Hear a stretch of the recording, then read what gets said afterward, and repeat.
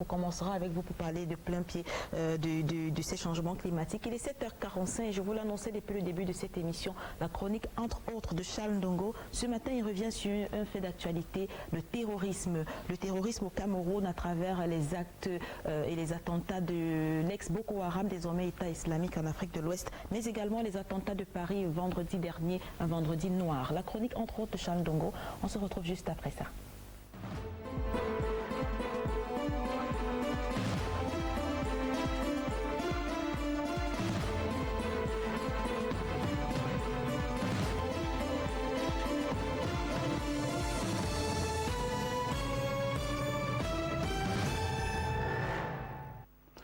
Bonjour. Hasard ou intuition, le choix du thème de cette chronique était arrêté depuis des semaines. Il s'agissait de questionner le rapport de notre société en quête de modernité à la notion de solidarité. À l'appui, je souhaitais qu'on revisionne ces images extraordinaires du 28 février 2015, images massives de Camerounais de toutes origines et conditions, marchant en rang serré sur l'emblématique boulevard du 20 mai 1972. Image d'un pays rassemblé, de manière quasi spontanée, en un front solidaire contre le pire ennemi commun de toute son histoire, la secte terroriste Boko Haram. Mais loin de tout angélisme trompeur, il s'agissait aussi de s'interroger sur la force entraînante de cette démonstration monstre de solidarité, sur les autres dynamiques en cours dans le pays. Au fond, je pensais notamment à cette ambition de conduire le Cameroun vers son émergence, projet titanesque s'il en est, qui a un réel besoin vital de solidarité nationale pour espérer aboutir. J'en étais encore à rôder mon montage, à peiner au milieu des étudiants dans la revue de l'abondante littérature et des paroles publiques consacrées à cette thématique de construction d'une solidarité nationale, quand survenait à Paris le vendredi 13 de tous les malheurs et son cortège de terreur et d'horreur. Profusion d'images qui débordent des écrans de télévision et des réseaux sociaux. Déjà profondément meurtri par le massacre de janvier dernier au journal satirique Charlie Hebdo, la belle capitale française réapparaissait sur la longue liste des métropoles occidentales, endeuillées à grande échelle par un terrorisme aveugle, barbare, totalitaire et irrationnel. New York, 11 septembre 2001, près de 3000 morts. Madrid, 11 mars 2004, 191 morts. Londres, 7 juillet 2005, 56 morts. Oslo, Bruxelles, Ankara, et le macabre décompte n'est pas exhaustif. Profusion d'images épouvantables qui rappellent le cauchemar que vivent les populations camerounaises des régions septentrionales et orientales depuis pratiquement 2 ans. Près de 500 morts et quelques 150 personnes déplacées, selon des statistiques du journal L'Œil du Sahel, probablement le mieux informé en la matière. Tant de victimes commandent. Par-delà la sidération et tous les messages de compassion circonstanciés, une approche de la solidarité qui du simple devoir facultatif en devient un appel pressant, vital et impératif.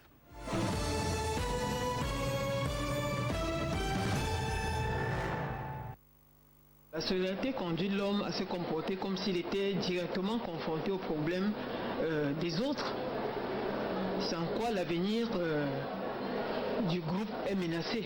La solidarité dans son ensemble, c'est une valeur. Et le sociologue prône qu'il y ait dans une société des valeurs. Pour qu'une société existe, il faut que ses membres éprouvent de la solidarité les uns envers les autres. Comme le principe de cet exercice consiste à associer 1 ou 2 experts à son élaboration, voici ces 2 co-rédacteurs initialement identifiés. Madame Chantal Moukoko, doctorante en sociologie de la communication à l'université de Douala, et son maître à penser, le professeur Valentin Gandongo. Vice-recteur dans cette même université, cet éminent sociologue, journaliste à l'origine, est resté chef du département de cette discipline à Yaoundé 1. Il continue d'ailleurs à en assurer les enseignements tous les samedis à l'annexe de la faculté des arts, lettres et sciences humaines.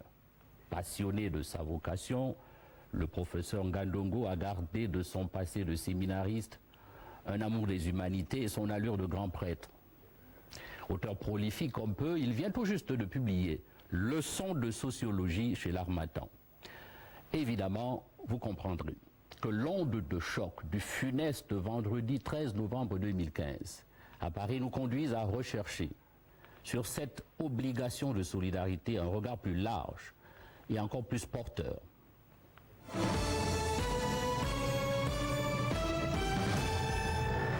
Cette notion de solidarité n'est-elle pas foncièrement une valeur africaine? Oui, parce que il reste que c'est les Africains qui l'appliquent depuis la nuit des temps jusqu'à aujourd'hui. Mais que c'est une notion, non, qui s'est répandue à travers le monde, qui a eu beaucoup de fortune dans les sociétés humaines, qui se sont rendus compte que la solidarité fait partie de la nature humaine. L'actualité doit donner un nouveau relief à la notion de solidarité, non? Oui, parce que c'est une notion qui a été récupérée par les juristes. Vous voyez où nous en sommes maintenant. Les juristes, les spécialistes de géopolitique de l'Occident.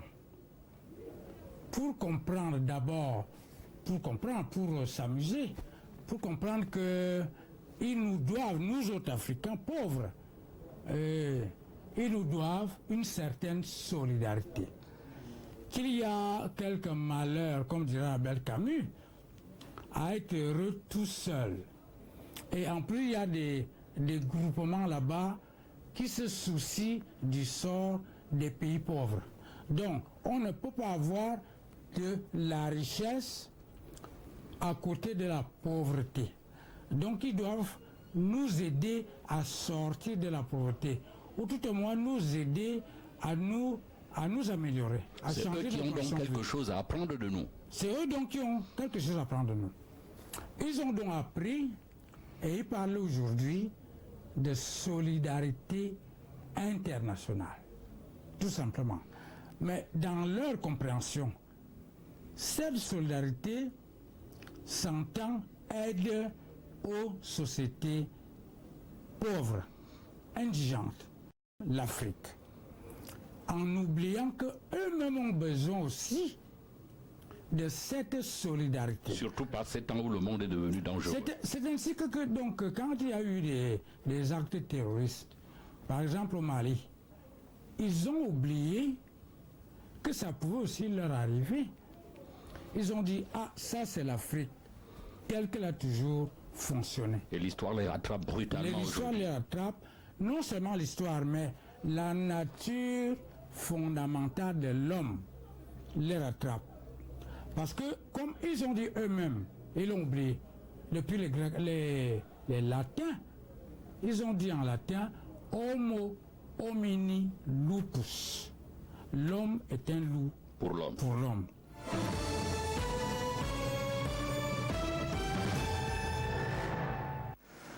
Nous savons depuis longtemps que le monde n'est pas juste. Nous savons aussi qu'il faudra beaucoup de temps et d'efforts pour venir à bout de la pauvreté et de l'exclusion.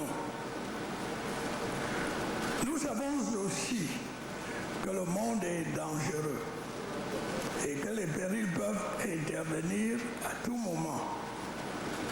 Guerre civile ou étrangère, rivalités ethniques ou religieuses, oppression sur les populations, que sais-je encore.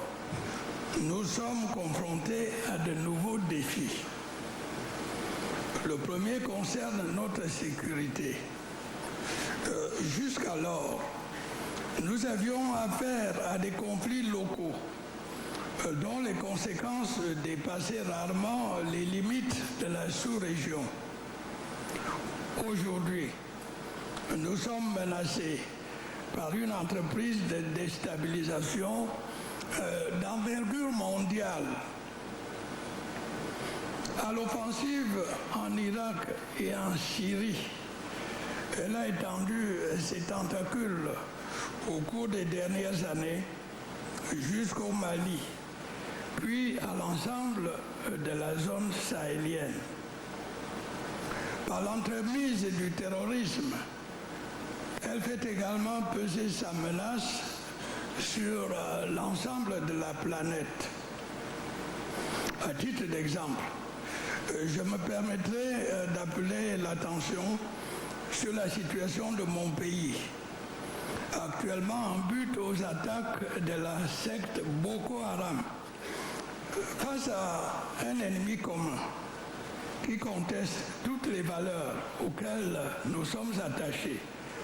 La solidarité doit jouer à plein.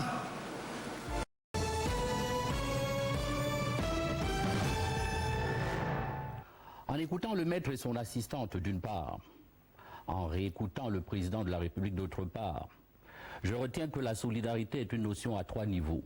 Au rez-de-chaussée, si j'ose dire, la bonne vieille sagesse africaine qui veut que peu importe la quantité de ce qu'on a, il faut toujours savoir partager. Une vision tenace qui survit au temps et voyage allègrement de la campagne à la ville. Tous, nous savons ce qu'elle comporte d'avantages à préserver et d'inconvénients à éliminer. C'est la solidarité mécanique.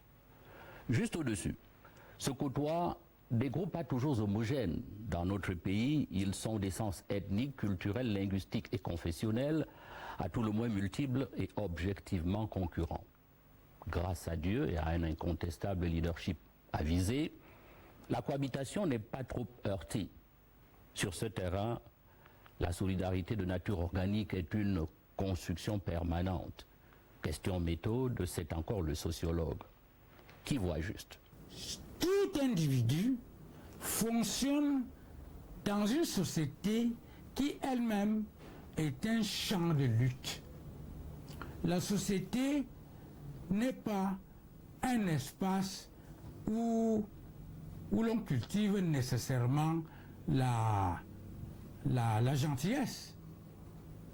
Les individus fonctionnent les uns et les autres dans un champ de lutte. Cette analyse vaut encore plus au 3e et dernier niveau, celui des relations internationales. Mais le signal que nous envoie l'actualité du terrorisme et ses massacres presse les pays de toutes parts de bâtir une solidarité à la hauteur d'un conflit qui, au fil des semaines, prend clairement des allures d'une guerre mondiale. Qu'on l'appelle union sacrée, mobilisation planétaire ou coalition mondiale contre le terrorisme, cette solidarité-là ne sera pas seulement une force supplémentaire. Elle pourrait bien se révéler comme le seul et vrai mur à élever pour faire efficacement barrage à l'invasion des nouveaux barbares et leur obscurantisme.